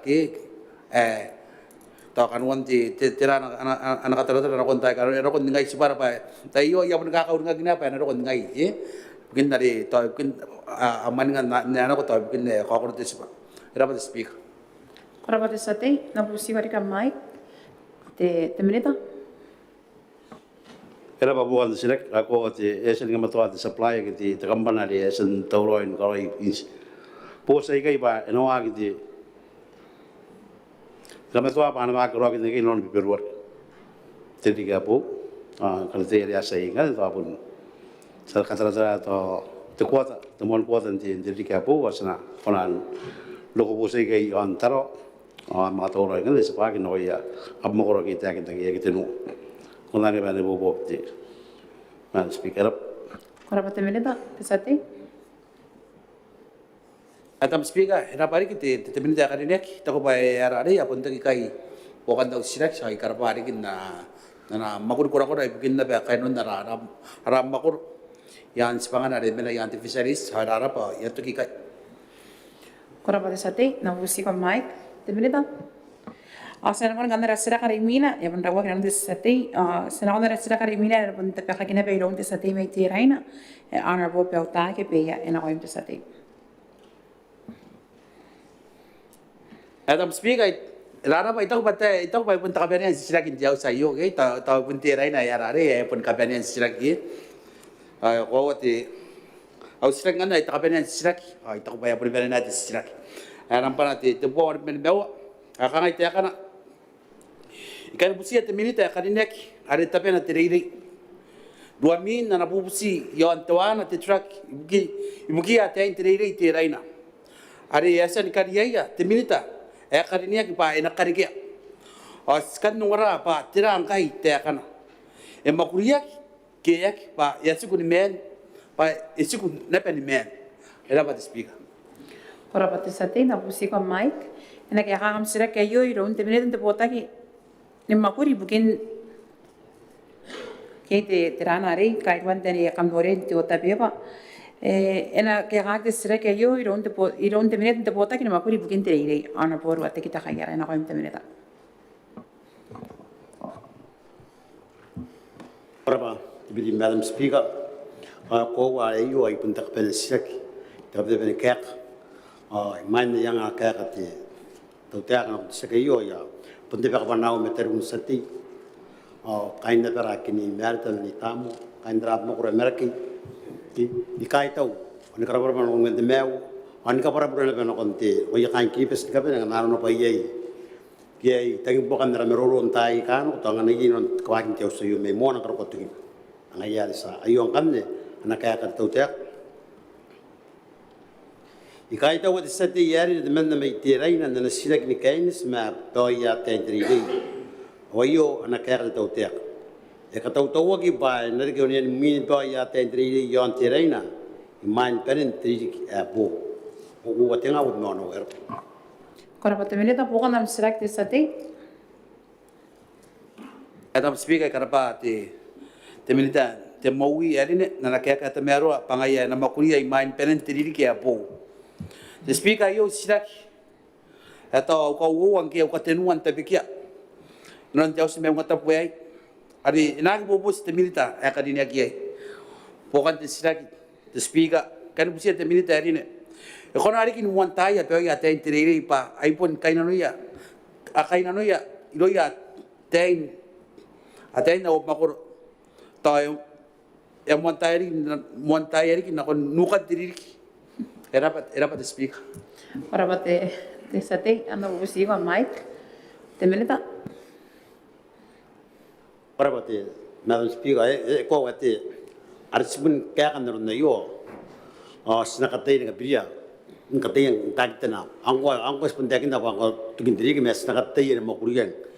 naging karwara ma ko ngarat arati dain tugin diri mes sinakatay ngana pun wa ko na bendik na ngaro intira ti pan mananga na ko January ya to kana bendik te ya era Ora ba te minita te sate. Madam Speaker ara ba te minita na kaya ta ko pa rang tamero uringan ki kaya nga ina ri ki kana kan te rai na kaya nang kimeri meri ya ngai ra kai na mo ko ruta ka ta ko pa ta na montai no ko me ya da sabar ka vina na ko ni pain na ke ana ta pun makuri ta ko pa yo ta na pun kiberia kana apa kana tini puini million tai kana ro me tai ki kana te kana ke me tai na ante na tai ai wana ta ka te kan men kana te speaker me era pa te minita ka direk era pa nam kaya ka ita ko pa ada pun takai no narap makuro ya kora dia te ai dia pun dia na pangkai ada pun sito wana te ri pa men ai nu ngai ayo ta ka nga ke ngai re sa pun kai na no india kia na te era pare ki te speaker te ita ya to ki kai ya pun siguro no 20 minutes ka direk ara busia yo men kana mga ro na pete tai ari ada mga pun tabi kia na pagi ada na pun ka kau tai na ko yai bukan pa yan ya pun dek era ya to ki kai Ora ba te sate. Te minita. Korapati te Madam Speaker but seding na totan na ako wari pun yang ki straight ki dan box pun timedo na naya tien da tien truck ngai konal saya na te pulkat ko bo mendra men education ngani ye truck ya ko seding ngani truck ki ko ngia bar ana timedo ni buskan priba ya te ba timedo ko bo karo ko te ya na mo ko ndeke to ya te amar mo ko Ora ba te minita. Ikan dari atu kena peye yarara ara epere ro ye yara sisira ke me kaya kaya non pay job is sa kya sanro sanan kon kan nera pere mina ayo amero ta peba Payan kos. Payin kos on yasan ranari naron yasan me ke te kira ko sanan kon kan nera man kos an yon jota peba nangan kan te sati ya karine ke me tap tuwe myang te menna re ponte sa beire the PAC Public Accounts Committee.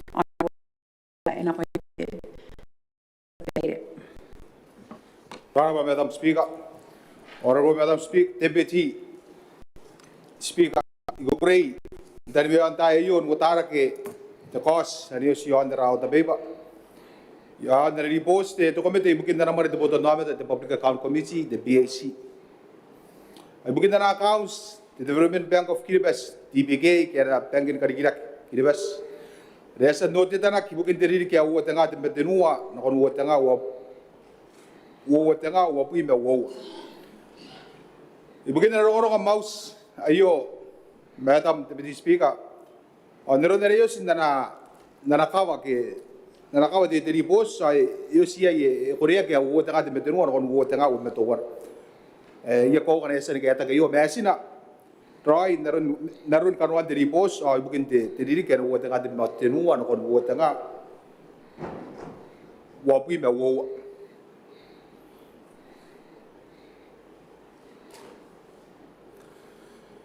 Ya mga rita na meron committee the BAC. Sa dito man na may Peru, honorable yung iran yuta. Sa dito rin na, rapon si Timen na, honorable Pautake Peya. No, nagmeron sa Kurupok, o diyota sa Senera. Nangapanaan di kamauri. Ako rin nagkapere. Ngayon ka ni Maria Bamte, tapakantay iyo, honorable Madam Deputy Speaker. Tanong ora, may yon kinibes, wag ito meton na isira. May sinalikun kinibes, tinanong the life. Sa pera ni Mauri. Yeah. Tumakuri ni pero nga diri boss. Even metara te iyo, e moara ki te meroro, e te ote te serera, meton waki ai. Ari sirirano iai no kukune, ka te reaki, e min te tutuo, ki o te tarakina nā kaus DBK. E wakinaki, min nāne te meroro no kouka ki te inquiry, me te bonomi ni meresa, ana OIC, te DBK, Data ki mera bonomi samane, ki an acting finance manager. O te tai anja rara ki me te menna, ana board director. Te meroro ayo re karawa ki narun te peri, ua te ngawa meni meawa. Madam Speaker. Tain te meroro no kouke ai mo me, e rui a kainte DBK,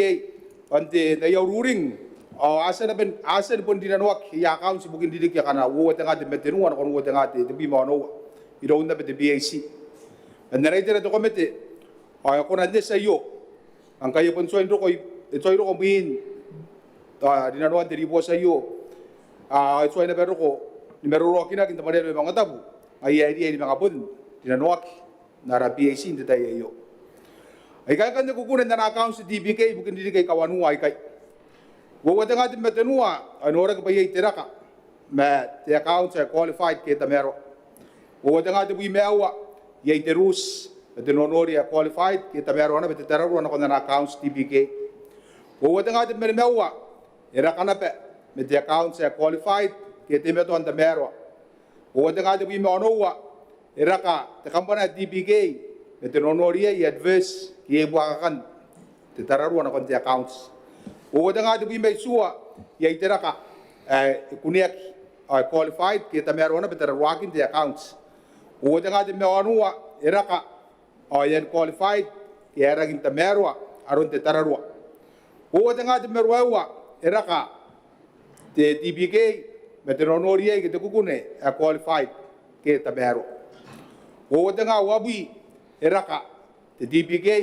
me te nonori unqualified ki era ginta merwa te tararwa na kona na accounts bugin ka no o te nga me to wana o ye te raka me adverse aron te nonori na accounts ke akiroire te ruan te accounts bukin wo nga wo me wowa era ka te DBK ai te meto na ben adverse ke na kiroire te ruan na accounts dai ni ko ne bukin diri ke ka wo nga te meto ruan ko wo nga te me suwa ai nora ka bai te meron te accounts te meron te tarwa ibukin ang kanne ay apon pakana ko tain diri kai ai pe na no ina ko na pe diki kanganga a keos pa Kanoan te riri ke kan ke Kanoan te kukune meiro te ote ka kan ke anora ke bukin riri ke kan ne pon pakamare ka te meto nanon ate meto di mena nanon pay in the DBK ke an presented checks agire ke ni karo komane me yon na pe ibukin na yakapara taraw tan taraw te DBK ke akiro kon kapara taraw me yon na pe yai ya ke sindi boss ay ka kameunagi ke deran write off ari karoy de DBK o ri kari ka ke sin tawaren te accounts bu wata nga de bi mewa o wata nga de bi mewa te kanga nga de loan management system ke na pa ni makuri DBK bukin tawag ni tinan tangomane yai te kanga nga yai anorak diri kya kanne deru are akire ke min tangomane orakan ke bekon tayan tangomane kapakaki na karon nga yata ni makuri de DBK kaya na the responsibility allowance in order to buy ira tuan te kamakuri awana pepe na ben de ben tararwa kaya ron kapakaki na ari kainis met de pepe na pepe de ben tararwa yai te kangangan na yaman in marang atan makuri kaya yai press ari noraki pa memere ron deposit na kina on ta bena ben kaya kay bukin diri kay kawot ng ating perindawa o de bimo nowa yai memere kapara taraw pero yata antang kumanin di TBK ay rora kina pekira kini pekon taraw way kay ye karyon nowa tiririki mania akian the policy kita kay ni pere bukin pa ni makuri ay kaapen taya kaya the disposal of fixed assets bukin diri ka wo nga di mawanwa rora ka pero koroy tararwa kaya qualified na ron na reason maneveya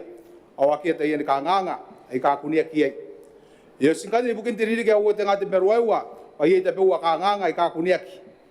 naron te kakoron te may sa wawa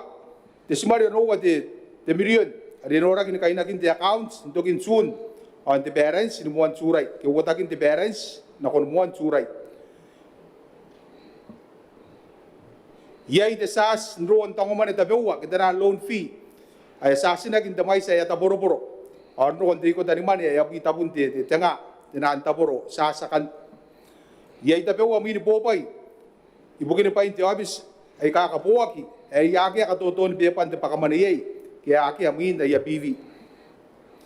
ibugin wo tanga wa buin kanne o akena bete kanga nga kunia ki pena koroi ki qualified the accounts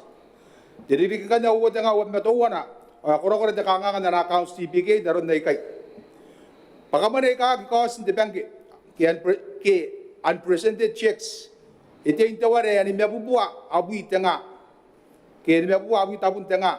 imin de mon tutu iro te odeta man ora ka mga ye ki ka kin nayo mi mga ke takia a mga dinanoakia na kon mai se debo wo me wa tabun tanga in ora ki te mere ndai ani karin man de bank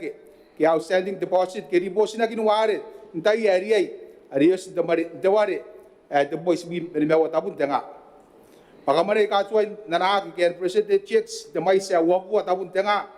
ari taringa de bere ibugin the write off ora kin te accounts in kapidina ko in the suspense accounts arete ye yatara utan makuri naron dai impress a popai tapewa akita waki amuia diriri ga woda nga wobi me wowa ayos pa ye ina pa kanga ngai ka kuniak naron dai kai teime to noraki tirandan presented checks damai sa abubo wani pe me wata buntanga e mere ni kalinu mari ke riposina kini muni kalinu mane tiran outstanding deposit damai sa abubo abu me wanu wata buntanga are pon naki are akina be atuai dinanoa ki bukin ka takia akia ka para agin roi tamai sete pate buat abun de tanga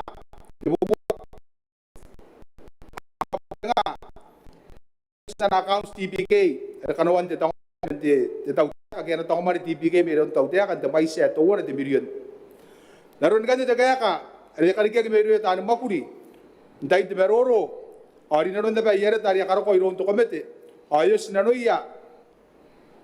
ni makuri kanga ngai katiriaki naron na kuri te ode de senera yes te meton di nano akin o kaya takin ware bukin dan presented checks naron dan ora ke baye ke ka kin ware de mon kukune diri kai ka uwa tanga wo meto wana uwa tanga wo bi me wowa ari makuriaki ane te meto ara te meto ari makuriaki ayo on mga kaninganing akin na kondiri ki kanay may imahin te kanga kan outstanding deposit ya kira-kira ka merapatan de mane mere kira ka mewari te pewa akia karinak yan the accounts o yo no asesina ke yang ana kaya kaya de TPK pa na koran lo sesia ke kaya takia ay nanon de repose ro tanga wa metenua naron na resa na bentay poranak ang mau sa iyo de madam deputy speaker dango mane bende TV kunda na dango mane tautea kan tanga ruo mo ruo mewa ari ang aning ko de TPK bukin ka korakorakin na naman dango mane ang kaya po ni ponga ta taina ay asan na ko na bubusi TPK na kun tautea ka pa nangiri ki padamari ni buka paisa ki te dango mane ayo re so ino ko ye na kaya ka te tautea bentaragi na accounts TPK yo ye te tamero an ora kindiri kai ka uwa tanga de betenu na kono uwa tanga wabi ikera ka ye TPK yon qualified kian qualified ana accounts mungkin accounts hindi ka kana uwa nga uwa metowana uwa nga uwa me wowa ay ka tara ramen na to komite kay buaka ka te tararua in that verse hindi ay ka wowa ay kay yo hindi kay ka wowa ay kay payo kyok kanga ay ka unpresented checks of outstanding deposits apon ware ay ka pon nang ibubura aro kon tawari at buwa tabun tanga anaray tira to komite ay kan kaveni ni bandaray dira to kami to ya kan kaveni yang ni bobo kita bewa anaron dai katiriak ke na katiriak kinaro ikai mo ni payan area mo ni payan na kuro to de senera iron de TPK management of the board pakairakin na nawaki ni makuri o taraki ni merurungin o tarawakin na namane de bank karigirak dinawakin na yamakuri tan makuri te tai dowana met dowana dige ke yes pangai bukin tarawakin te accounts Kau ngagin te bangke pa na kabenia di kiana tai tarai roi ka nganga ka okioki ibukin mo kuriaya. Kau ngagin na be so wi mau pa na ka korokorari ka na tararu ano kon na kampara na ko tautea digi akia ko wagi pa korokora yai ka nganga kendo kioki. Dari ka rawa kita katsua ye kau ngagi de bangke ni karikira ke karawa ni katsua na ko yata ni makuri ka wagi agi ka roi spangaya e mi oya ibukin tararuaki ni maren de bangke. Kabenekin do meroro ya pon data ini ki meraun komite ora sakoro bukin de BAC na ngara kai tau ai bukin to orai ya ko me lo dio de sera rabis ai kaos bukin kawowa narunda si sasan meroro kini ana no yen kan makuri ni kaisi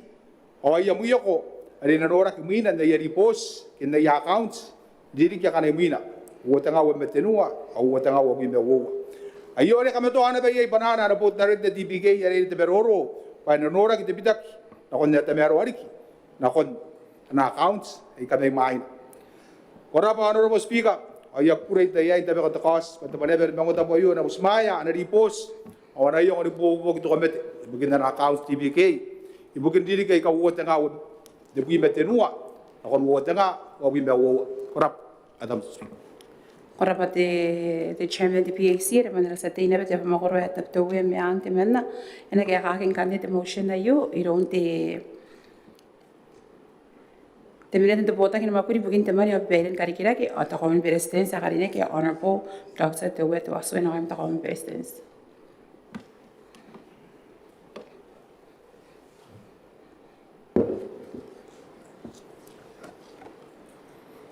President Deputy Madam Speaker, I might work out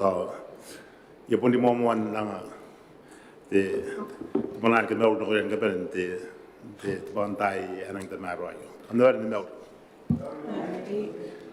Oh, Yagan that the Meldian met the Monarch Raito, Nakon the Sabide and the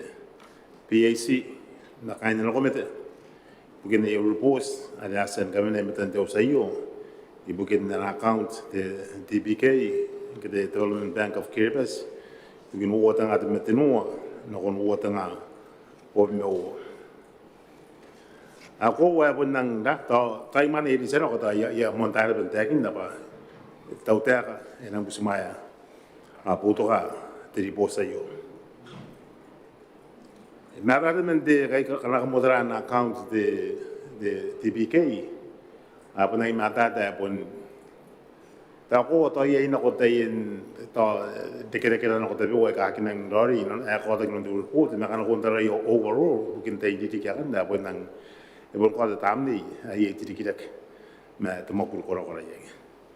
o na na da kin na te it's a bad pun nang ni tay di ki ar okay ar kan te na ye te pio wa ka ta o wa i ra wa ta po na te tu na punangi na apon penen ka au na ani pata kin de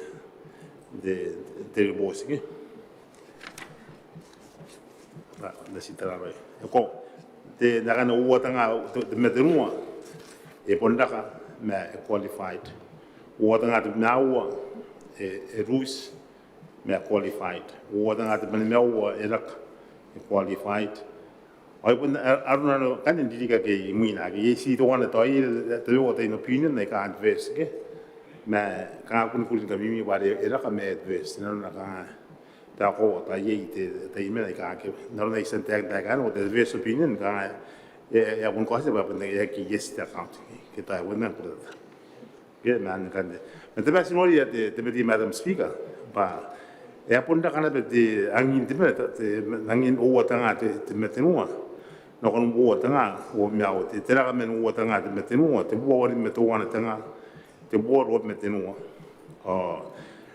tera kan ya kera ke o tanga te o miao ara ngai puntu kin te ririga e tera te komitaio tera kan o tanga o miao e na kon te mais te buana te milion i sibubua tele meonua tanga abua net meonua i dako wa bundu sia i te tipira ke abuna kora kora ke are kane i tera na na puni i te moguru kora kora o tena koroi na makin te business kana ki pa bene te inda te kukuna ke esa ngaveni te PhD in te io na rubos na na punsi te io ante do ki to ba bunanga abun dia ini te tangira ta kabara para yo meta ni mai nei wa ka tane pun wa ka pare pun yo au meru ya ka to ro ta ka ka na bunda na bon wari ke sa baide yeri mon ka to de sa te te mata meta to miang ada ngai na be sa baide na komete ni mani kibes an dita ki makai to komete ni ka pani bukin ka ponganan au wota ki na di post to komete yo na accounts ana bank ni kali kira ke te olun bank of kibes i bukin didiki aika men wota nga te mete mua na kon wota nga o me o i rei tayo me te kakai tau no kon to komete i bukin na ya kukune o e ya oni bobo ki bukin kailan o ka te maruan na wa ki TBK a ge asa nanga ina ronda yo repos i kurein ta kinna pa busmaki ana kukune o na ya oni bobo ki to komete i ron tau te aka sa vaide ni busmaki te kos o i kukurein ta kinna pa aika i pai e ka asa en karaoke ndeita ki na kukune kometen ana mane kilibes pagamane ai ka tima to alimene non pain TBK dinano dan presented checks ayo de ana man kukune te wala to kuna ana kukune te komete ana dia ni gaben ko ki pa anaraka de bank ayo to wala ta nganga ade ide ke me din wade tabiwa agena bundiai na gin yan the bank the system aka bona ngai aka bona kingai wade ke ni kai por kase si deno the patch ada apun na ki de ke ma rabatan teman te bayari ki pa kana yei te kase si yon te pagamane men TPK bukan na popai ke pagamane bukan tangomane a the system te imaton karini ai kai pamane yang ke pun seki pa si cases te kanga ngayo ade ya wako noraki gesa the accounts ade uwa tanga wobme uwa te kada maru akarawa kinkai iro ya korak iro ya kan TBK por katen dinin ware ai kai inanu uwa tanga wobme tenua ike ya kes na kun neia ade ana pundia indiniai mesaki yo antemane ke the bank ke bank idari kinande asela benu makuliaki menak te tapi the system kata ni system ayo pana ki nariki te aka kin kanga ayo men wota ngau metenua odiki akemina odiki akemina iurenta kinna te kanga ayo ya kius tagana pata kanga nabe bukin teriki wota ngau metenua no teriki ari minda de sebro de riposa yo te uwan kune aka ta ai yon me meren te karini mane de bank te kanga ngayo posi terno na mare mane mek me maina mas de yo ai dike de na karini mane de bank the system ka bona kin kai e te ima tona ben garini cases kitan patch te patches pa karini mane yan de bank gena bundiai naki kasi no de kai ake de kai na yai ake de kai yai de bank na posi kata nen te karini mane ai kai no kon accounts ada na bundiai ndini yai te kata maro no kon yo pun kati ma to an kata nen ware kai no kon accounts ada bundiai ndini yai kana kunyaki ni yai de accounts te ma kuri kata maro ayo pun na kon na ba system ade ka ponganaki pa enaki mangari ke yo didika ke mai age muina i wore takinna pa takanga ngayo ya kios pa tuwana na takanga ena kios ina pa tuwana takanga Didika ke muina. Ada no didika men mon ua tanga o metenua didika de min tokini ai te riposa io. Te una beto ora to ba sei no ro yona. Ake no ro na ta ngoma na TPK iro nei TP de mais te bubu a wi na o tanga. Ona ta ngoma na ta utega de mais to ora te million.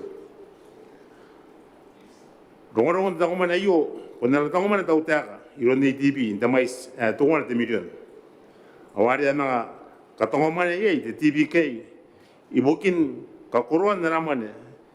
ka tongo mane ke to yon lent no TPK ya pun ponga te tongo mane yo pa men tridi te garo bo robi ora aben ni kana kwaki mane no TPK ne no te garo bo robi nawa ke ai tenebu I dikina kai I bukin nani tongo mane yo ai kinang taparin dongorona ade suku ngawa kila kin TPK na ron porro yo pepe dikita pewa aga kaina noki iron na sim tori ta sena enga nan ai puisen wotara kana usi TPK ibukin ta homa na yo kana kona ta uta kan busmaya ba anamani na makuri TPK ke to ana kin ikuti ke a sek ta homa na ayo ade soi satakana soi ndo ana ga ta uta ai Pagamane, e kaso I nanak ke claim checks in the mais e wabua isu watanga. Tapun ne ka pain wo tanga wobui na kon wo tanga wo metona. E ka ti meto suku. Taninga me baide te pentara wo kin to write off. E ko wat management. E pagamane kai e kaso I nanak e kai ke claim checks. Pon to wana nei pokon ana kukune to te senera diri ke e wo tanga wo metona. Area at the taninga and the bad the Beventaragua, the BK, if we can write off. Pagamaneka, Ponagoya Ometa, I guess why Mandrogo, Nane, a stick, meant the DBK. You don't take what I would know war, as ya. As in Capata, the Ventaragua, a Maunan, they in Pagamane, AK, or you don't demand. Ndo wan san wa o tanga o metenua ayo ana punira kin adia pun tataniei ga garoya tan maguling ngana koi pagama nei kai kana pun roko a metai yo sikai pa imuin maguli kada maro ai kai ina no tanga o metenua o yaki pagama nei kai the accounts no kan mente kan ai kai ina ga kusingan de ruposa ri muinanga Taro meru yo meta taro meru ya tan moguri agati but suspense account ke do declaring account ai tigere ke na mane ni mamana o iten ka pa kaman digida do ko ayo na ba ko te yana bete trate ana poste PAC ayo to wana me poko na ko ko to ta senera I bukin the accounts ari no wa tanga wo me to wala suspense or clearing accounts ana bunye inakia kanoya tokin tiri to wana me to wana e ko wat management pa aka kanta ngane ena sukun ni man Kanoan na council kai pare ama mokuriaki metan mokuri ake ai dikere ke nangaya de tai to wana me to wana te kanga pa primero tan mokuri ake time donde ki kaisa kamin ayamane mamana nokia men manangaya te katamaro no kon nayo pun kai ro tan mokuri pa anadiain kaisa kamin na yamane ni mamana wo te wiki mi nokia ni mananga o kana ri mi o ata ana on tau waki men boya te mais ariti ya the accounts ayo ken kategi bai taro arena yen kapara kana aki kona kapara ante ya wako e kunena bete pie te kura bubura pa ero on te mais wo te million ono botanga tabun te accounts ibukin te me wo ibukin wo tanga te merwa a ko na accounts TVK no tanga te doan surai wo tanga te merwa su nari de are ko ke wo tanga te merwa a de a karina ki no wo tanga te merwa Kaua management ba ayu tu wana na ko ko to te sene dai bukin ta account sa de wo tanga te merwewa. Te kanga na ron na resia na ka TPK na kon to te sene pun ka maingan ware men the system at the loan management system na kon the loan plus 1. Ada ka pona kingai. Ada ka pona ngai TPK. Te kanga ka pangi ka roki ka maingan ware men the system kawai na kon da pu apo si tai en ware bukin loan na kia main na kon LP1 o na ki iri me pe koia are ngai ade karika te ko koran e sene ka te kai o are ki yosi ai te kanga ru tanga wo wi ye tai en ro i bukin tango mane ke to te pe loan fees akia asasina ki tan tango mane wo te tai de mais ero on te buina tanga e ko management pa ayu tu wana na ko ne to te sene dai bukin da account se are u tanga te me ruego te ro wana na ki kai pon te ro i bukin te mangari i bukin mangari ta kintiki te tango mane ke te loan extension fee the system ai pon na ki tawa ki na pe ro ai kai yenga ge ko pun ko na pe ngapaka te mane te yari karo kei am tong mane te kata maro no kon nayo pon katukan bu semai no pakamane irom te samane te kaunta ane karo ki iden tong mane ido ya na tan tong mane TPK mata te kai ngan pa kana ye ya akan te na tong mane ai ya ki kai nanwa ni kata uro e kai nanwa ni kata uro ron ana tong mane pa ya pun tahu ngina mente system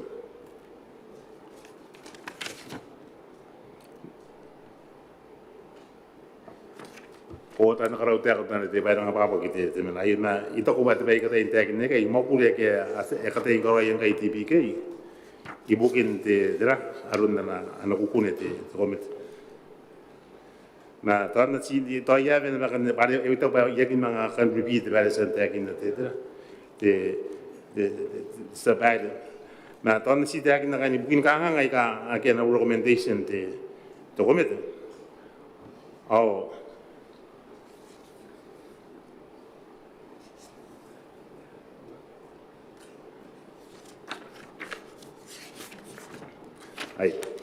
ai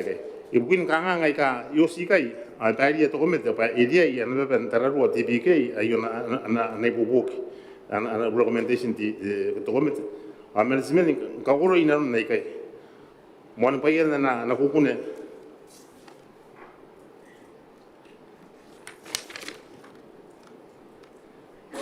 na start na mga urbita ke pon sa tak mon pa yana na kukune to te senre bukin kai lakin kawai tan makuri TPK o te ventara ru bukin kabutakin yawak o tarakin merungin te panke ni karikirak ana moni oni bubo kita wo jira no gin na yamakuri tani makuri te tai to wala me to wana na tarakin min yamakuri dike agia kain se me tarawakin na accounts na ko pa in te panke ka ngakin te panke pa na kapeni dik ana tai makuri itera ai ka te ma to anu gyoki pa Kanoan na kukune to ita senera pa kanga te panke pa kangangan de bank narun unclaimed checks outstanding sick deposit o te pe warik te kaua pa edia in kasu edia ita kasua na ko ta ni mokuri na ko ke na ana po ite botan namita kanaru na pa akuniak na ikaroi se bangaya ni mu yakoya o asia ale asa no me kina ki punta kaungana no ko ya tan mo ku de kampana TPK treventara ro CEO the finance manager o tan yang para ayo na ko ganda yo na ka temena e ku smai ka bene TPK yawn ka ning ka tamaro ai kai ai na karo na ka bene ko na ka te in ka sei mai na de ro sa dingin tuan ta kamaro no ko na yo ari esen be TPK ko rai na pun ka te ma tuan suon na ya mo ku na kia kata biaki dari wakin terong dari wakin da na accounts di TPK. Tuan kalau tiada kata nama tam speaker narun te, ya kata ya itu pun te ada yang pun tu anu te dari te au statement yang ada yang ngai, mana pun berbit. te vale ka roi te dai te ki nante me to te ka ki kai ba ye mo ku re ka na ai ka senda ngoi te bi ke ka te management ka te board dia no na ana ku kune ana yo ni ku wo ke ka ta ma ro te bi ke ita ko ndar na ka ngai bu ne me ya kin tai me la ke ba ka ngai kai ana re na ki ngosi no te tra te ri sa ri mi la no na te ri ku wa tanga o me te mua no kon a ka ro te tai me to ko te bana ka ku ri madam speaker ba sinora te ri ki ra ki no te ti bi ke to ko ba tu wa ta kampana nang me re ta ko ta pu ni te na no wo ke to te na ki no roi na no opinion de to ri te general na so na dei ba overall te bi ke e pon nang make the profit ba na no te ki na de menu wo tanga te me te mua pon na ra ai te bua woni me to wana tanga ai apo ni ke da kina no kon to wana de million i se bua te ni manu wo tanga a bua ni da bi manu no wo tanga o bi mau ade to ga pon ko te ia ronte te ri ga ia de menta kai kai ka rau te ga no na pa wo gen te ka ga i me to ga pon si ai te tra abon te na no ai a ko ro en kan ka ta maro a ronte tra ana wak ana wak te BK sexy ana system na ai pun no yana ba tan mo kuli atre pun ngai ya bugina ki pana na kabuta te oni ko tak me te tuventar ito pare pun ya ba ya se ngoro yang kai pare pun the board and pun responsible te dogin te at management la de ngana no pa ye ta kanga ai na pun ke the board ta pun ta bin kan te minita ade mena ya te board ani na karo te te vai and roi pun kabutante di bige me aron ti na kai sta bo me na no roi te management o te bo era abismate te no bo ste bi si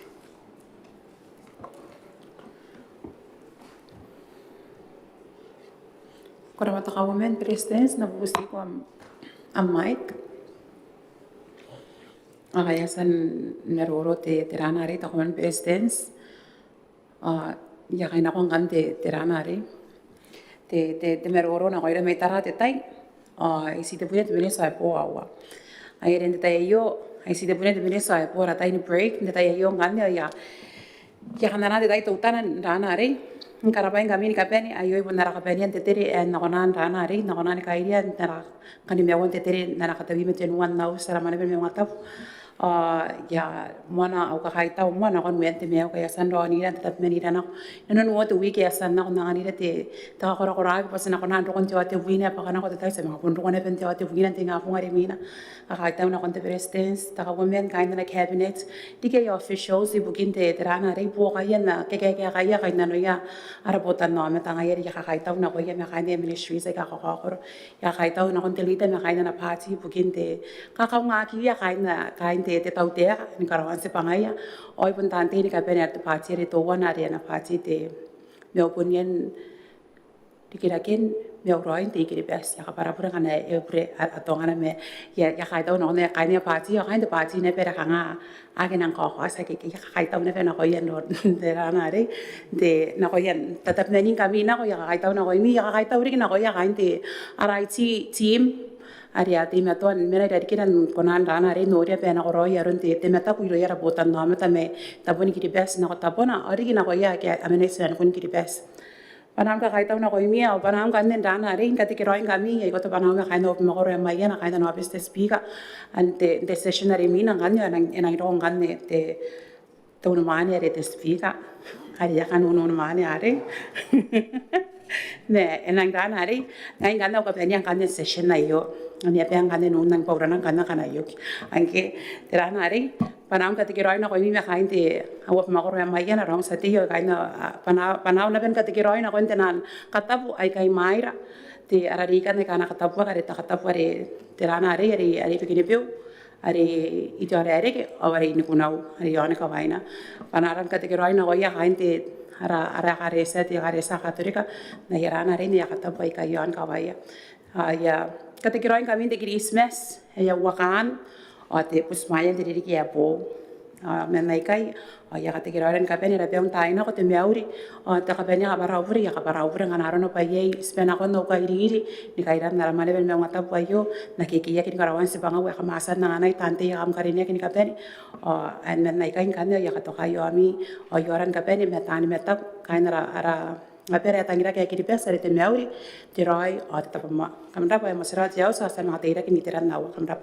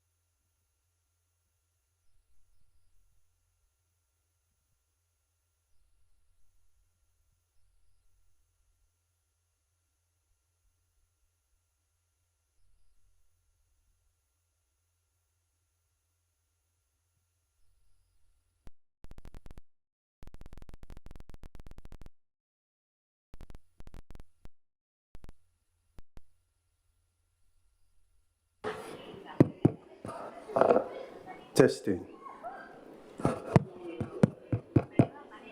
Sekirai?